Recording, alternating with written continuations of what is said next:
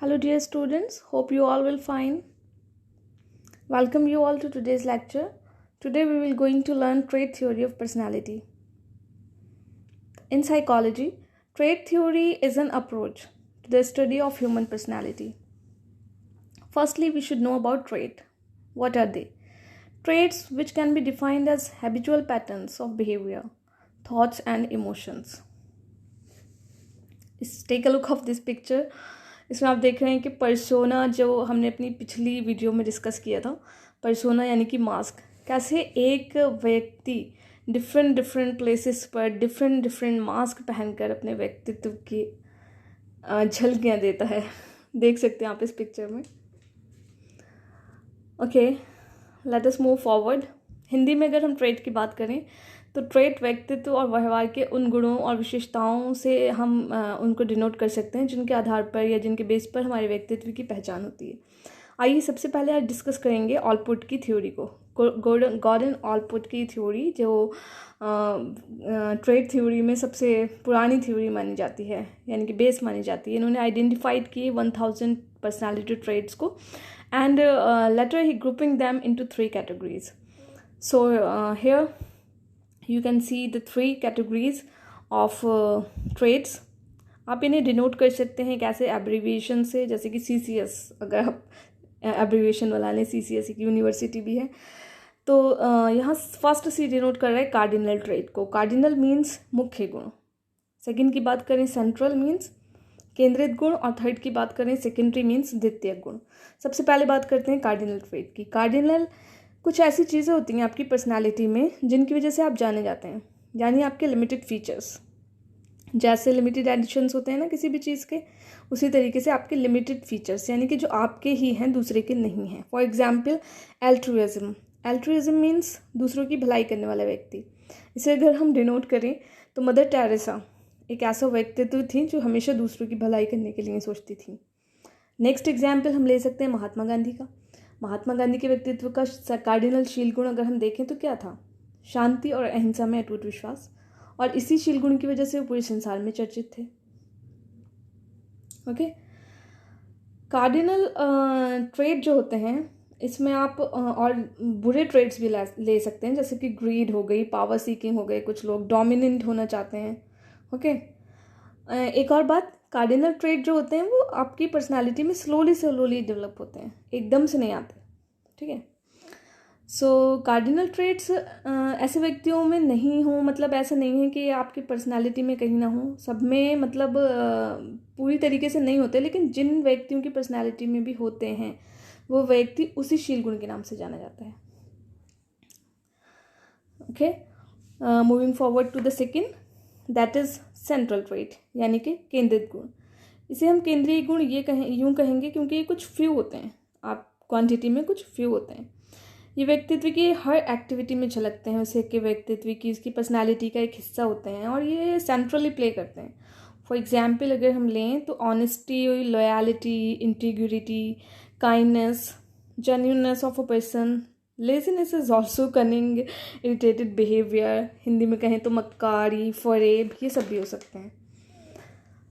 Now moving forward to the third trait, that is called secondary trait, यानी कि द्वितीयक गुण। द्वितीयक गुण, जैसे अगर हम एक इमोशन को लें, गुस्सा क्या है? एक शांत स्वभाव के व्यक्ति को भी कभी कभी आ सकता है। इट मीन्स कि ये ट्रेट पर्सनालिटी में कभी कभी दिखेंगे। ये ऐसे ट्रेट्स हैं जो आपकी पर्सनालिटी को फॉरवर्ड नहीं करते, बट इंटीग्रल पार्ट हैं, आप कह सकते हैं कि साइड में कहीं ना कहीं है, यानी कि सिचुएशनल है, अगर हम कहें तो सिचुएशन में आएंगे निकल कर। फॉर एग्जाम्पल, जैसे आपने कहीं अपने फ्रेंड्स को देखा गाना गाते हुए, आप कहीं बैठे हैं और उनमें से कुछ को गाना गाते हुए देखकर आपको भी गाना गाने का दिल चाह रहा है। ओके, एक और एग्जाम्पल लें, जैसे कोई कहीं पर कोई टॉक चल रही है, अनइंटरेस्टेड लग रही है आपको और आप इरिटेट हो रहे हैं उसको सुनकर, यानी कि सिचुएशन बेस्ड है, सिचुएशनल है। ओके, सो ये गॉर्डन ऑलपुट की ट्रेट थ्योरी ऑफ पर्सनालिटी थी। अब हम बात करेंगे पर्सनालिटी की नेक्स्ट थ्योरी की, जो आपके सिलेबस का भी पार्ट है। Now we are going to learn about 5 big personality trait theory. बस क्योंकि पर्सनालिटी की जो थ्योरी ऑलपुट ने दी थी ना, वो काफ़ी वाइड एरिया कवर किए हुए, इट मीन्स काफ़ी कॉम्प्लेक्स है। इसके लिए ज़रूरत थी कि एक ऐसी थ्योरी लाई जाए जो पर्सनैलिटी ट्रेट्स को कवर कर सके। सो मैक्रे एक साइकोलॉजिस्ट थे। मैक्रे और वॉलकोस्टा ने एक थ्योरी प्रेजेंट की which is called 5 big factor theory of personality. Okay, as you can see in this picture clearly shows you these 5 traits. First trait की बात करेंगे यहाँ पर, सबसे ऊपर वाला आप देखिए, ओपननेस, जिसमें ऐसे लोग आते हैं जिन्हें हम कहें कि नई चीज़ें लर्न करने में मज़ा आता है। They are love to learn new things and basically हमेशा कल्चरल परस्यूट्स में इंटरेस्टेड रहते हैं। In contrast those who are score low are rigid in this dimension. Now coming to the next one which is called consciousness. इसमें जो high score करते हैं वो लोग का जो व्यक्तित्व होता है वो काफ़ी वेल ऑर्गेनाइज्ड होते हैं और काफ़ी डिपेंडेबल होते हैं, रिस्पॉन्सिबल, हार्ड वर्किंग और सेल्फ कंट्रोल भी होते हैं, अचीवमेंट ओरिएंटेड भी होते हैं। इन्होंने कोई एम बना लिया तो उसके लिए काफ़ी हार्ड वर्किंग रहते हैं और उनका जब तक उनका अचीवमेंट फुलफिल ना हो जाए। जो व्यक्ति इस डायमेंशन में लो स्कोर करते हैं वो लोग बहुत ही इम्पल्सिव होते हैं, यानी कि हाई स्कोरर तो सेल्फ कंट्रोल होंगे क्योंकि यहीं से ना अचीवमेंट, यही जो एक फैक्टर है ना अचीवमेंट ओरिएंटेड बनाता है। Now let's move forward the third dimension to the third dimension. Third dimension denote कर रहे हैं एक्सट्रोवर्जन को।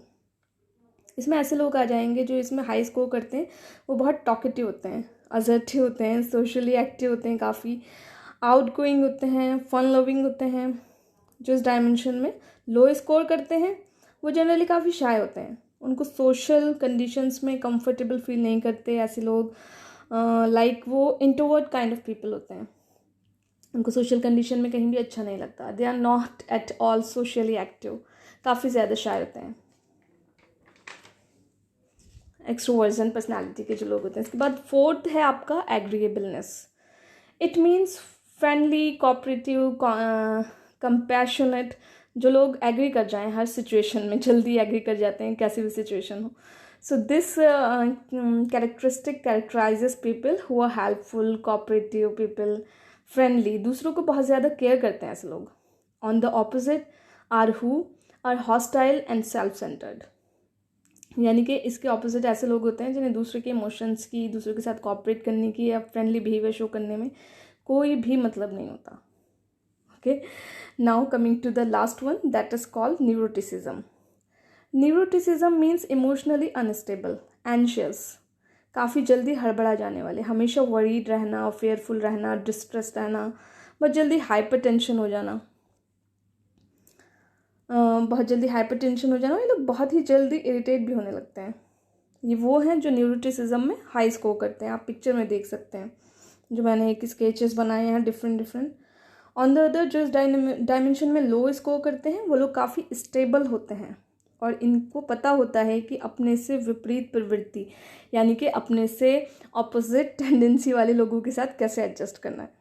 ओके, सो पर्सनालिटी की ये 5 बिग ट्रेट थ्योरी होपफुली आपने समझी हो आज। I hope that all of my listener will enjoy and appreciate. Good luck. Bye.